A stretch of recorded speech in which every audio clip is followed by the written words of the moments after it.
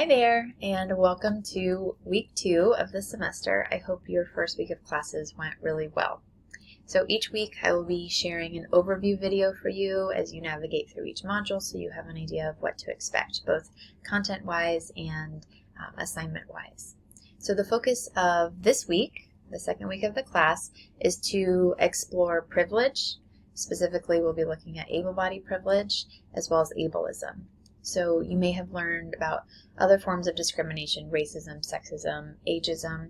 We will be really diving into an understanding of ableism this term.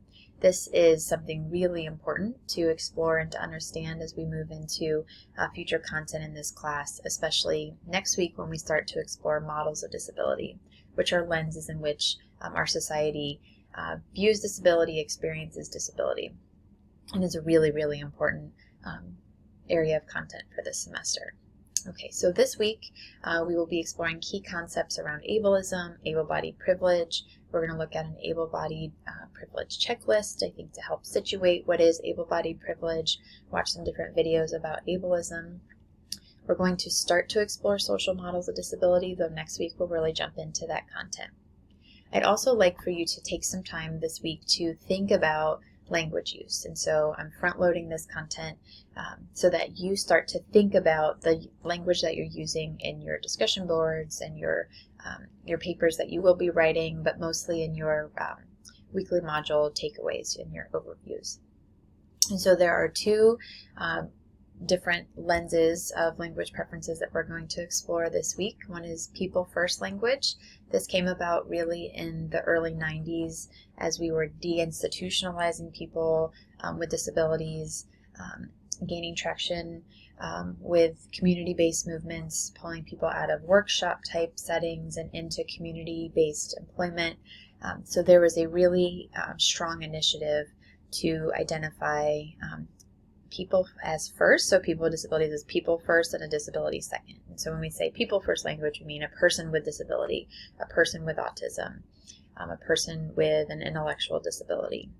And so this has been a language that has been heavily adopted in the world of education, in medical fields, any type of service-related fields. And the intention is that someone is a person first and a disability second. And again, it's important as you're exploring this to situate it in a time of the 90s where people with disabilities did not, it even came about before the passage of the Americans with Disabilities Act in 1990, and right around that time where we were acknowledging that people with disabilities have humanity, which was something that, as you'll learn in the next few weeks as we start to explore disability, something that has not historically been the case in our country as well as globally. And so through a disability justice movement, there has been a reaction against people first language or person first language, and that is with the preference of identity first language. So identifying as disabled. When you watched Invitation to Dance last week, when Simi says, I'm a disabled woman, disability front, that it's a political statement, it's a part of her identity that's very important to her. And so politically and ideologically, she identifies as a disabled woman. We see that as something that is very critical in the autistic community. So folks who identify as autistic. So I am autistic. It's part of my identity. It's part of who I am. I don't have autism. It's not a disease. It's not a condition. It's not something that I have. I am autistic. We also see that in the deaf community, where big D in deaf. I am deaf. It's part of my identity, part of my culture, part of my community. And so this week we'll really start to explore both perspectives, because there are strong opinions within different disability communities and individuals within the community on their own preferences. And so I'd like for you, as you put together your reflection for the week, to really think about how will you navigate your own language use now that you know that there are these two preferences. All right, we have some videos that we will be watching. We're going to meet Patty Byrne from a disability justice activist group named Sins Invalid, and I think you'll really enjoy her.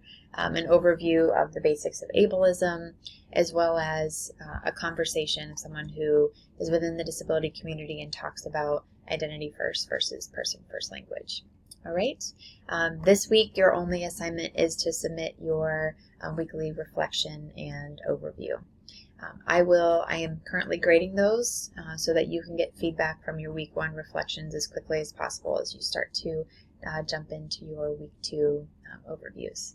I hope you have a great week. I hope you enjoy this content, and please keep in touch with any questions that you might have. Have a good day.